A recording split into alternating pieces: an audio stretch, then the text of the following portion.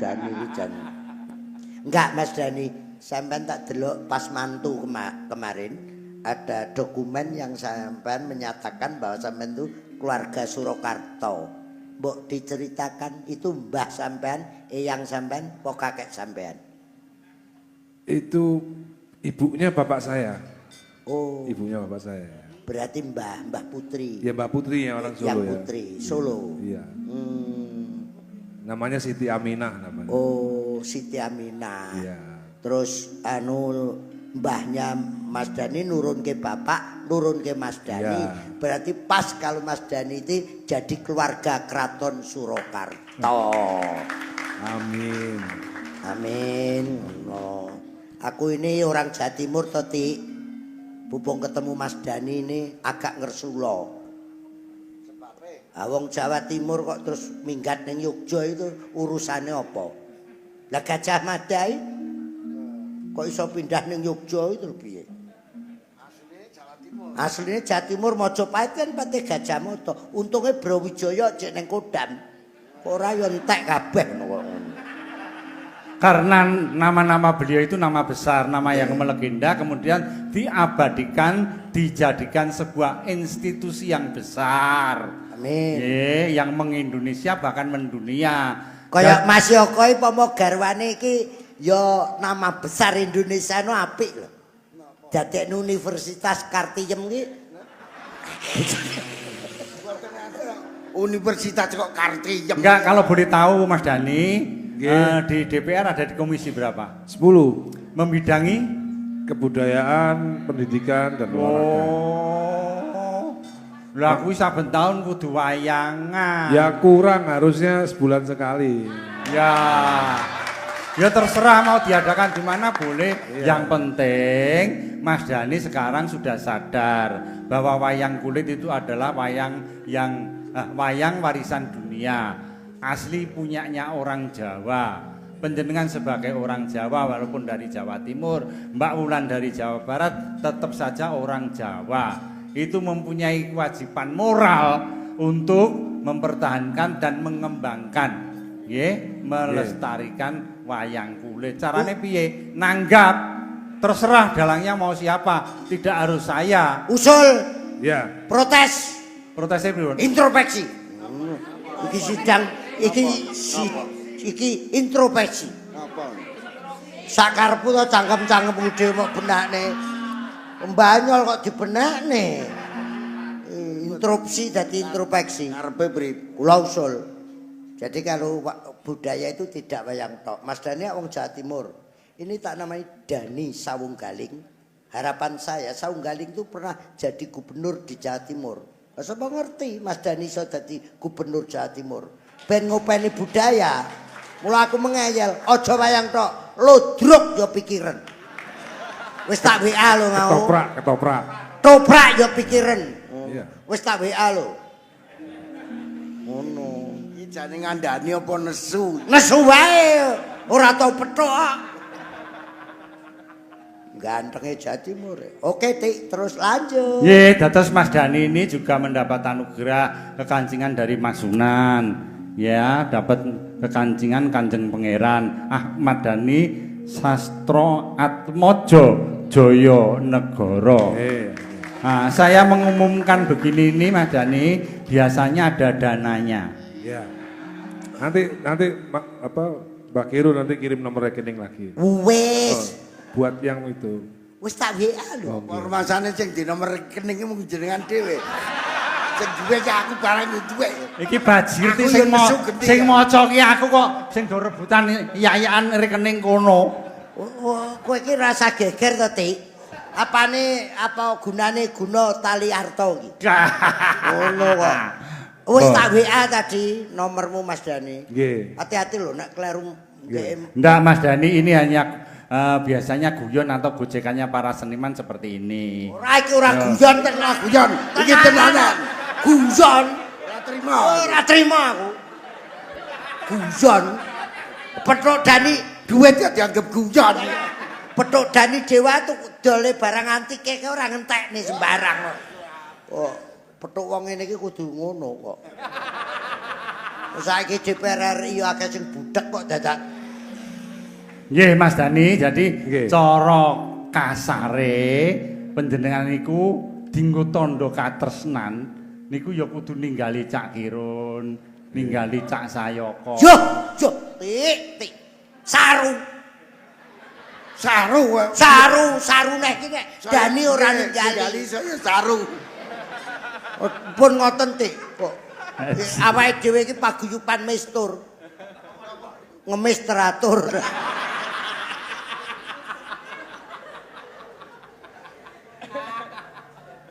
Jadi tidak perlu banyak-banyak Mas Dani. Akeh. Gusti ngentahi. Ngadani sing ora-ora. Orang wae kok ngomongi. Akeh yo ben sithik yo ben. Ora wae kok ya ngojo-ojo. Aku wis memperjuangkan mati-matian kok malah aku salah. Jadi gini loh Mas Dani. Nggih. Adat lupio jadi kebiasaan di pedalangan seperti ini. Kalau ada bintang tamu itu biasanya bintang tamune seperti Mas Dani itu kan orang kuat. Iya. Ya toh? Kuat loro kok. Pripun? Kleru apa meneh? Kuat pripun? Lho Dani loro lho. Oh, ten. Kuat. Ya, kuat dan tidaknya dibuktikan ini nanti. Iya. Oh, ngono. Wong ki malah ngojo-ojo isi trek. Wah, wani perange no kok. Iya. Nyawa kok go sembrono. Masa arep unjuk rasa turunkan Gusti Benawa. Nggih no kok. Turunkan di. Lah nggak wong nang ngisor kok dijar diturunke ya apa. Mas Dani, Nggih, tadi saya ngomong bisa paham. paham. Jadi dialog kemudian apa namanya dramanya gimana? Lumayan saya. Oh lumayan ya. Lumayan, ya. Jadi lumayan bagus ya. Iya, lumayan gak paham, lumayan dikit-dikit. Oh lah kere. Lah wong arek Jawa Timur yang ngono kuwi. Lumayan nggak paham, lumayan bingung, Ya. lumayan judek. Iya. Cilaka nih. Iya. Enggak maksudnya secara makro. Nah, secara keseluruhan melihat saya ngomong tadi itu kesannya bagaimana? Seperti manusia atau bukan? Ya cuman saya bingung kadang-kadang yang dijalankan kan kadang-kadang wayangnya tapi dalangnya tangannya ikut nunjuk-nunjuk gitu itu kadang-kadang saya bingung. Oh gitu. Iya. Oh itu di Belum Jawa pernah. Timur mas? Belum pernah lihat saya yang begitu. Belum pernah lihat? Iya. Oh, Biasanya kan yang digoyang kan wayangnya. nggih. Ini dalangnya ikut-ikut nunjuk-nunjuk gitu. Oh, paling Gusti Binono caratane nek mayang kaya setengah banyaki. Bajingan.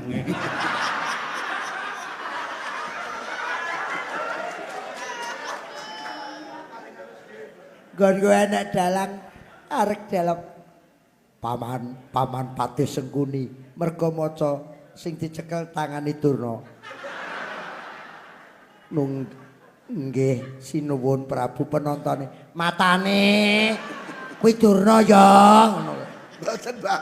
Sing Adipati Karna urung siba wis dikocapke niku pripun? Adekan Ngastina. Nah. Ora enek Adipati Karna urung dijejer kok dipocapke biyuh. Narendra ngapongko. Nalendra ngawangga bareng suwuk Paman Patih wis Paman Pendhita Kakang Narpati Basukarna. Karnane rong enek. Jek ning kotak. Jek neng ngeblek. Lah kok dijupuk terus nun ngono kuwi. Karna kok parkir. Apa karnane ijek ning kamar kecil. Oke, Ya Mas Dani. Ya. Mas Dani itu Oke. dapelnya mana? Saya dapil Surabaya Sidoarjo. Oh, wajib. Iya, wajib. Wajib. Karena gini, Iya. di daerah Dapil Jawa Timur, Iya. itu kesenian nomor 1 yang paling disukai oleh rakyat itu adalah wayang kulit. Iya. Ye, Tapi Tik. hah? Enek putuku ya nusul ki. Sinten? Niken Salindri. Weh tekan tenan. Kene nduk, golek barokah kraton nduk. Oke, Mas Dani sik ben. Niku pun kula telepon. Sapa? Niken lho. Ah. Oh, mun mriki kok tenan teko tenan gendok. Ayo Nduk, kan Ini, Niken. Nduk. Sowan sinuwun sik nduk, sowan sinuwun. Mbak Niken Sik. kali ditenan. Nggih, nggih. Mosok Alah, diaturi di kok. Betarami to, duduk. Ini yang lagi viral Mas Dani. Lega Nduk lega.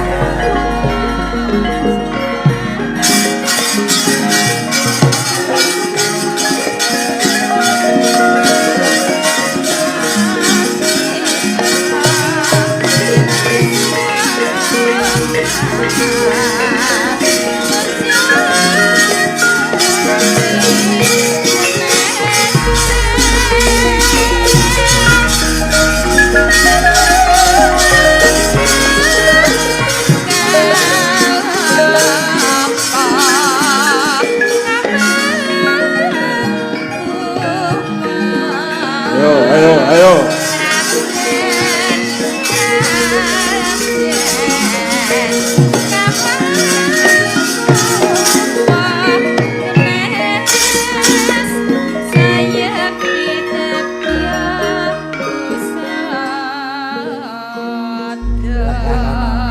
Ambekan sih. Gusti Allah kene arep paring kabejan karo titahe iki ora kurang dalane. Wayangan mung tutupan sura. Sing nekani ora wong main-main. Dudu bangsane menungsa lumrah. Coba, wis eneng Cak Kirun, Cak Sayaka, Ki Purba Asmara, Mas Sri Susilo Tengkleng iki ketambahan bintang Mas Dani Dewa, Mbak Mulan, Mas Dani Dewa 19, Mbak Mulan iki ketambahan pesinden cilik yang lagi mendunia, Mbak Niken Salindri. Kok yo iso nginguk tekan mriki to, Mbok? Ngasto mik, Mbok. Wow, keroncongan teng beteng mriku, Dik. Oh. Coba Mbak Niken ngasto mik, Mbak Niken. Nggih, sugeng dalu Pak Benowo, Gusti Benowo. Sugeng dalu pun ajeng numpak. Pak nggih kena, Mbah nggih kena. Pun napa-napa entuk. kayak wis 70 punjul, Mbak. Ning yo tetep golek kesempatan. Nggih. Kula petuk kowe mung karepe yo ngok-ngok. Wis kangen. Mboten, saya itu kenal Mbak Niken itu waktu beliau masih usia 14 tahun. Nggih. Yen ora kleru. Masih alit. Ada di Ngawi ya, Bu ya. Nggih. Di perusahaan bis STJ itu. Mbak Niken, saya melihat Mbak Niken pertama kali di sana. Luar biasa Mbak Niken itu memang jadi pesinden itu sejak usia 4 tahun kalau tidak salah. Nggih. Niki TV nasional ngundang. Bapaknya seorang dalang Nggih. asli dari Klaten. Wah, suarane luar biasa. Iki mula trah Klaten. Niki Mas Sunan. Mas Sunan, Sinuwun. Bos. Ndi to Mbak Niken ning sebelah ndi to? Kula teng mriki. Kono kowe cedak Mbak Mulan Jamilah. Iki Mas Dani Dewa. Kowe lenggah tengah kene, Nduk. Aja kono ae, Nduk. Nah, dadi jinuwun pen pirsa. Menika sinuwun Niken Salindri Gusti Parameswari. Menika sinden viral. Trah Sologi saking Klaten. Mapan wonten Kota Tahu Kediri. Menika dados sehari itu tidak hanya pentas di satu tempat, jadi bisa 3 tempat pagi, sore, dan malam. Kebetulan hari ini kamu pentas di mana, Bu? Niki wau nembe dateng keroncong mriki celak mriki.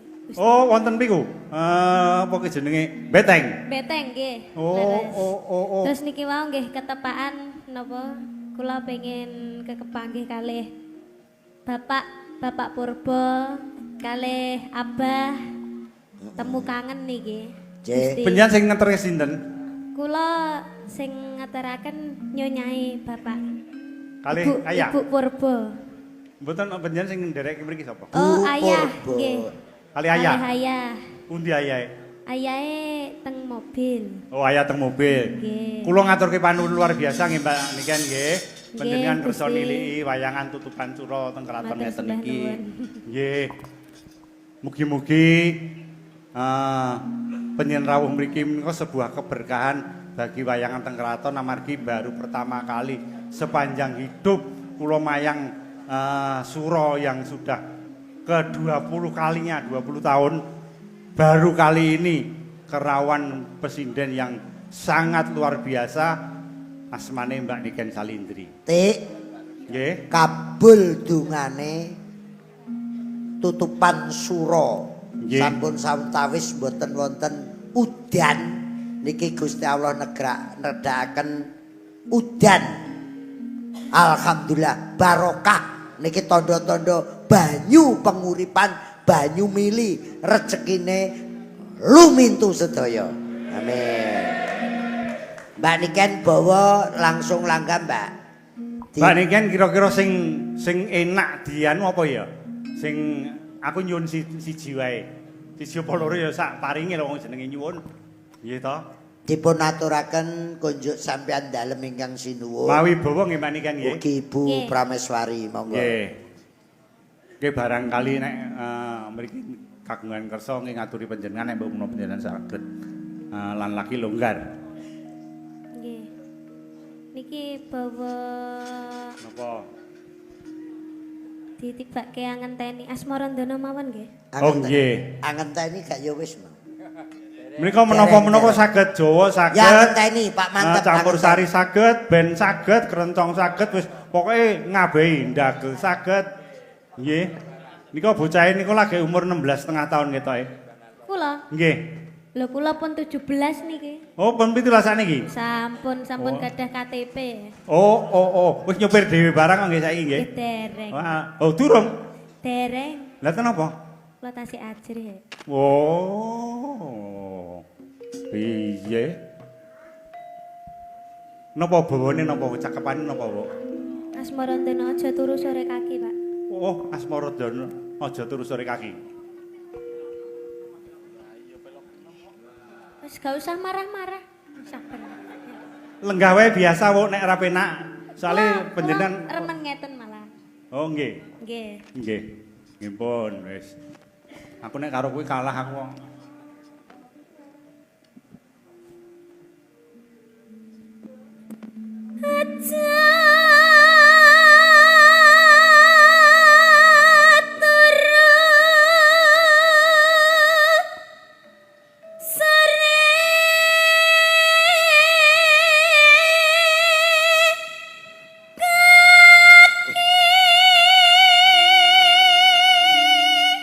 Luar biasa. Tepuk tangan kagem Mbak Niken.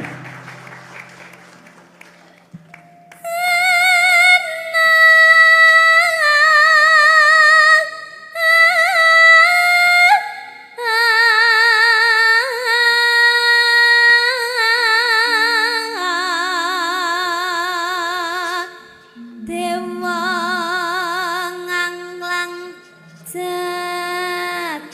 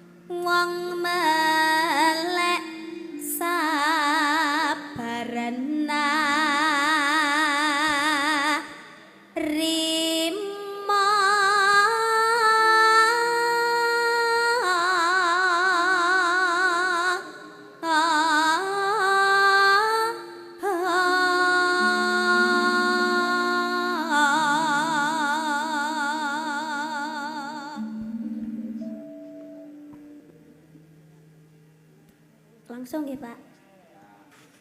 Ajeng didhawuhake napa? Nggih tetep niku. Atau Angenteni. diganti lagu napa? Monggo. Angenteni nggih. Napa? Angenteni nggih, Pak. Oh, angenteni. Nggih. Nggih, monggo Mbak Niken. Wong diparingi apa-apa gelem. Aku ngenteni tatamu kaya ngenteni modene makhluk janji patan sah sumimpan jroning kalbu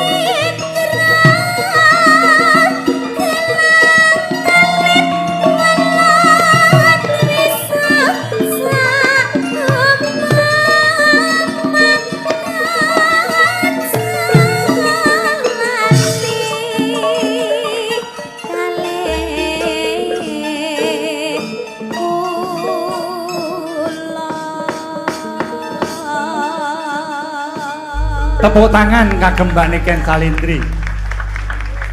Set kelakep sing do mirengke. Wong suarane yo gegerke donya tenan kok. Iki sing ngrungokke ora mung menungso lumrah iki malaikat kowe nganti ngrungokke apik tenan suarane. Mbak Niken, Nggih, Dawu. niki langsung kondur mengke. Nggih. Nggih. Nek maringi kula siji menit kersa. Pripun? Maringi siji menit kersa. Niku mengke hitungane pripun, Gusti? Aduh mati aku. Nggih, mboten. Kula sing bayari. Lah niki mau kula teng mriki nek namung napa kalih temu kangen kalih Bapak Purba. Oh, Mboten ngoten. kangen kalih jenengan. Nggih jane nggih kangen ning sithik ngoten lho, Gusti. Nggih nyuwun pangestune nggih, Gusti. Ngeten nggih Mbak Niken nggih. Nggih. Panjenengan iku viral teng wilayah mriki. Niki salah satu unsur yang memviralkan kula. Alhamdulillah. Meno panjenengan iku nderek Mas Purbo Tetek Bengek dan lain sebagainya. Tadinya panjenengan iku ora patek dikenal ning bareng saben nggon ning wayangan, saben nggon ning keramaian mesti kula selalu mengucapkan Niken Salindri. Akhirnya panjenengan sakniki masuk wilayah mriki luar biasa. Alhamdulillah. Tik, Hah? bareng matur. Napa? Ken. Pripun napa niku? Daraki wong tuwek Apa? ra ngerti. Napa to sampun? Paus Pun to mboten usah. Mbah Petuk Putu nuwun sewu Mas Dani. Mohon izin. Sampun mboten Punten, usah Mbak pun to. Kulat. Sampun Wis, mboten tok. usah napa to, Bah. Niki estu niki. Lah, Apa? lah. Dek kapan aku tau goro? Lah kok kosong? Isenono aku sangonono.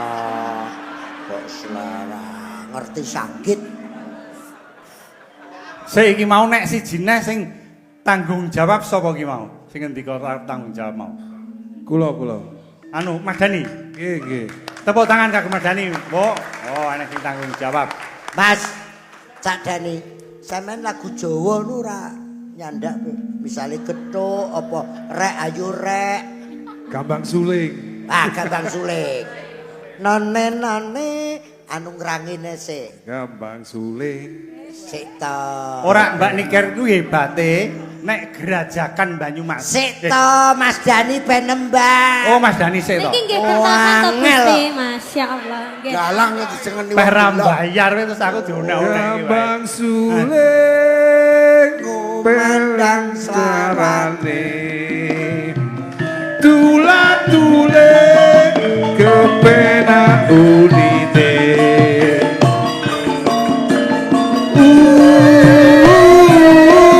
Unitemu drenyukake ranten tentrum tipong suling tiba kendangane. Tepuk tangan Dani Dewa dan Wulan Jamilah masuk dalam pakeliran.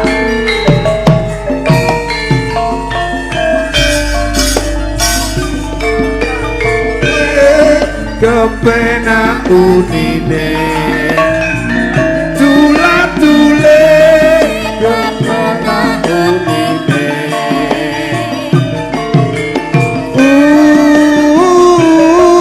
uninemu ngenyokake bang lan kendung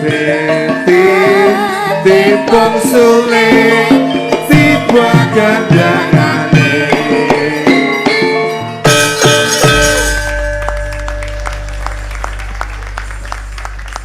Ngimpi apa iki mau apa? Apa ucapku leku nyebut niken salindrine nggon aku mayang kene terus wonge teko tenan ya. Jawa Timur penyanyi rock hebat-hebat lho, Tik. Ning enek sing aku gak suweneng lagune Ita Purnamasari. Napa, Bah?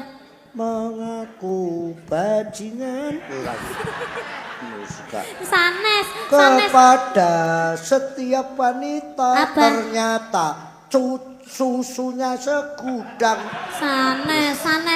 Sanes bajingan. Apa? Bujangan. Bujangan nek kelakuane ra karuan.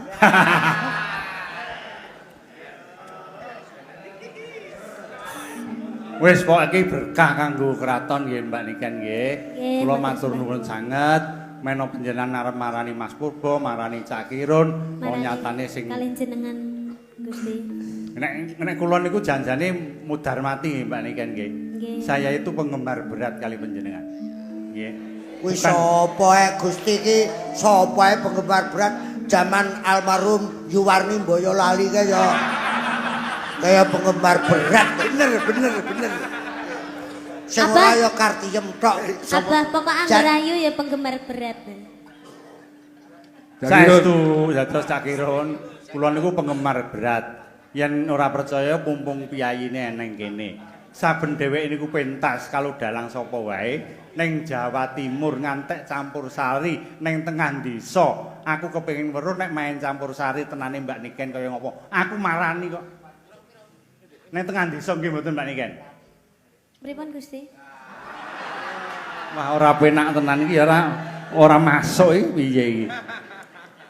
Mboten saking dinilai kula niku kagum kali panjenengan yen Mbak Niken niku penyanyi campursari jaman semono umur 14 tahun ngantek kula niku tak rewangi nilii padahal kula niku sakit. Niku bar nika let pirang dina kula operasi Mbak Niken. Sapa-sapa kok ditiliki. Nggih. Lah sinden Boyolali tuweke ora disaut Pak Deyaka ya. Oh ditiliki yo. Ya ora padha kelase kalau niki nek niki luar biasa niki sawemawon niku sing lenggah niku Mas kula niku tunggal mbok kali kula, tunggal ibu. Mas Sunan niku Pakubono yang ke-13. Niku beliau nomor 1, kula nomor 7. Niku sing lenggah niku. Kok jumbo kali hitungane nggih. Maksudnya piye? Ngerso dalem iki nomor setunggal. Nggih. Gusti nomor 7. Nggih. Layak saya ini butuh pitulungan dadi ya. Menderita. Nggih elek-elek kados ngeten iki Mbak Niken, dadi anake Sinun Pakubono ping 12. Dadi bapak kula niku sing saged mayang ning namung kula. Nggih. Ngoten niku. Dilalah panjenengan niku dadi presiden kondang panjenengan niku nek ora klelu ketitisan karo Ratu Putri sing ngomong Majapahit sinten Cak Kirun asmane aku lali. Tribuana Tunggal Dewi. Ya bisa. Nggih. Ratu Sima. Nggih. Jawa Timur enek sing ngalahne wong sekti lho, Dik. Napa? Nggih. Lah Ken Dedes mateni wong piro e? Ken Arok, Ken Norton. Ya mangkane nami kula nggih Ken niku. Petinju kok katut mati mergo Dedes. Ayam muruk niku ndek anak. Ayam malas.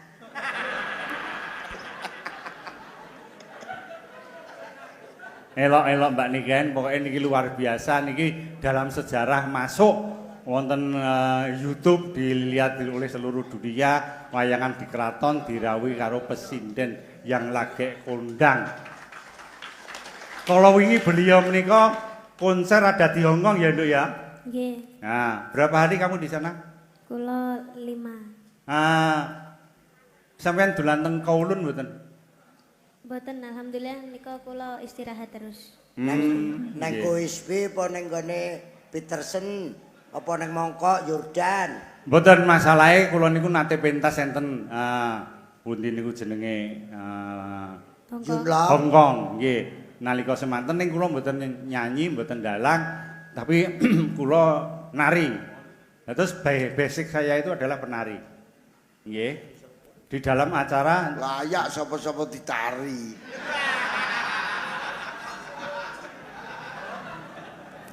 The Ten Asian Art niku bahasa Inggris artine napa kula dhewe ora patek ngerti. Niku wah pun main teng mriko dilalah pasangane sing dadi buta niku adik kula. Gusti Cahyaningrat atau Nur Muhammad. Niku dhewe dadi buta kula dadi Gatotkaca. Lah nalika peperangan buta kalih Gatotkaca niku dheweke kena antem, jebulane kena anteman kula tenan. Dheweke nggletak niki panggung kelire ditutup, dhek niku tesih semaput teng njaba kelir. Niku ning piyayine wis sedo saiki. menjiwai. Untung ora ketekan sampik. Nggih. Sampik intai tadi. Elek-elek kula niku wis tau mayang teng luar negeri Mbak Niken. Saya wis mayang teng Belgia, teng Austria, teng Jerman, teng Swiss. Nggih, alhamdulillah. Nggih. Pangestune mugi-mugi kula saged Panjenengan dados harus mencoba sampai ke Eropa. Nggih. Amargi di sana sangat menyenangkan, luar biasa. Alhamdulillah. Gusti amin. Benowo 4 negara, patuton 4 negara, dan 4 benua. Gusti Benowo Mas Purbo niku ten Swiss. Lah pun- sampean ten apa Pak De? Ten Swiss ndadake jam.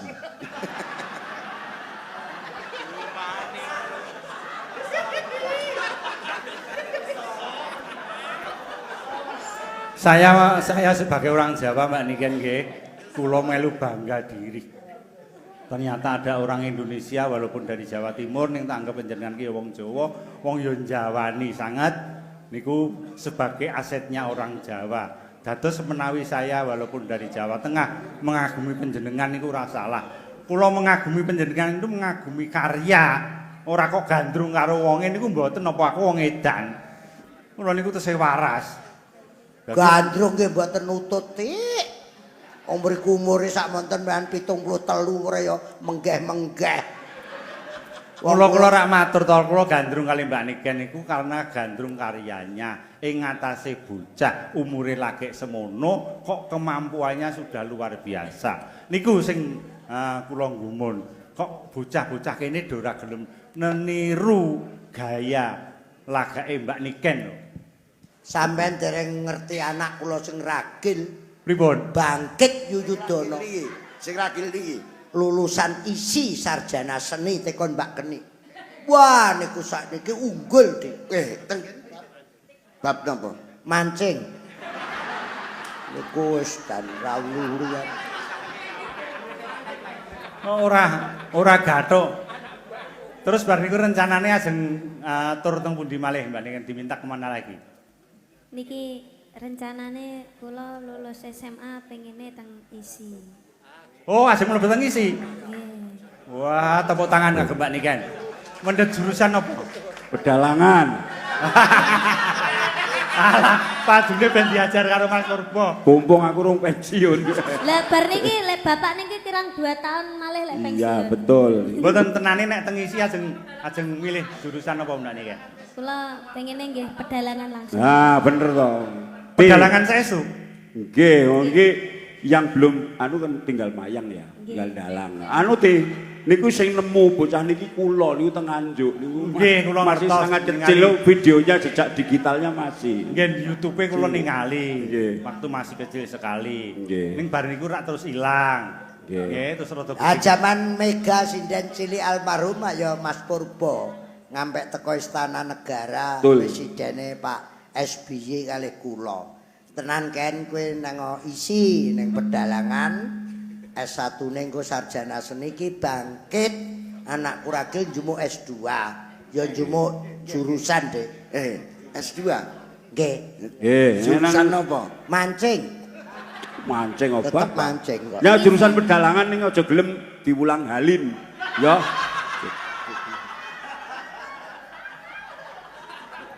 Sing pundi niku, Pak? Iku dosen muda itu. Ken, iki enek senior dalang sepuh Pak Desayoko Gondo Saputra. Udah ngerti Purbo apamu? enek iki mesti ora mudeng. Iki sing mudeng aku. Wayang napa Dik? Sing aksarane mingkem. Wah, nggih akeh ngoten. Napa? Partolo Maryem. Ah, Cocok. sekutrem. Trem. Paling loro kuwi ya. Oh, jek enek. Napa? Janaka nom. Werkudara nom. Mingkem to Baladeka nom. Cakirun. Dut. Sakniki kula tak nyuwun pirsa kali panjenengan pirsa. Nggih. Panganan apa nek dicokot genti nyokot?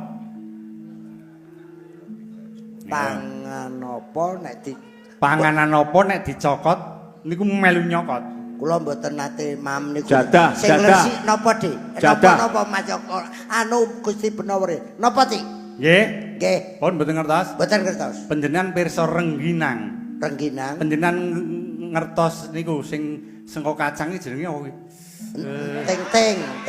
Sanes. Ya, Ampiang. Ampiang. Niku alegi to. Nggih. Niku mangselehke, Terus? dirubung semut, terus nyandar. Mikir Lah kok pengalaman Dik sampean niku? panganane. Wong amcang dirubung semut barang sampean dar. Lah ora weruh wong bengi Lah Gusti peteng kok. Gunawa niku senenge nek pun dirubung ngoten niku kok.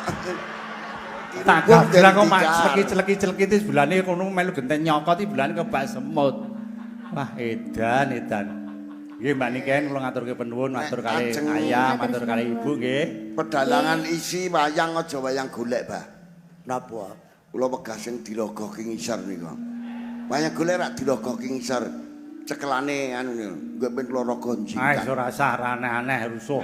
Gah, Mengke mawon nek ora masuk. nek Gusti mandap diraga.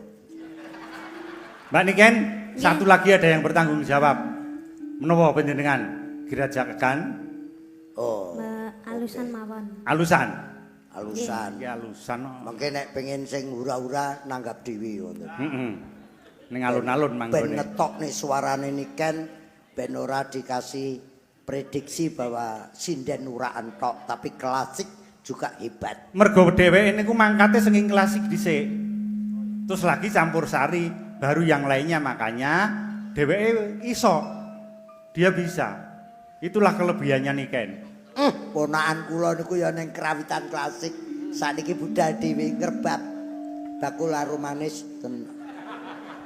Piye hubungannya apa terusan? Rebab Tik. Ngukik niku. Kaya dihubungne iki salahe apa? Ayo Ken, apa nduk? Nggih niki sing niku mawon nggih napa saitik mawon nggih, Bah. Ya Le, ayo nduk. Niku mawon. Tirase sinem nyamate wau sampun ta? Sampun. Sampun nggih pun niku mawon jineman adu semu mawon. Ya disemu ya isa. Oke, mantap. Apa-apa kok iso bocah ya. Bar niki sampun nggih Gusti nggih. Hah? Bar niki sampun nggih, kula benjing selak sekolah ae. Sesuk iki apa ora prei to?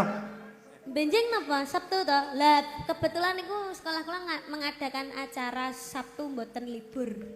Oh. Gurumu sapa tak paranane? Nggih Mbak Niken monggo. Itu. Pokoke niki diparingi setunggal melih nggih purun. Ewadene menawi dereng nggih mboten menapa-menapa ning kula nyuwun nganti sanget mumpung panjenengan saged rawuh wonten keraton dipirsani sinuwun kalih putra-putrane kalih para abdi-abdi nika sing pirang-pirang teng Jawi nika. Nggih. Nggih. Kula nggih mboten nyuwun napa-napa teng mriki kula namung nyuwun disangoni donga mawon. Oh ngoten. Nggih. A'udzubillahi minasyaitonir rajim. Lek war ndongake piye? Wong wis dadi kaya ngono. Nggih, mugi-mugi saged langgeng, awet. Nggih. Kang dados seniman ngantos sok tuwa. Ngantos dewasanipun pokoke nggih. Kamine kok nyewa son. Masa arep muni amine ngundang son horeg. Nggih monggo Mbak Niken. Tepuk tangan sepisan malih kagem Mbak Niken Salintri dari kota Kediri. Matur nuwun Mbak Niken. Nggih, Konduripun matur nuwun, nderekaken Gusti. sugeng kondur. Nggih.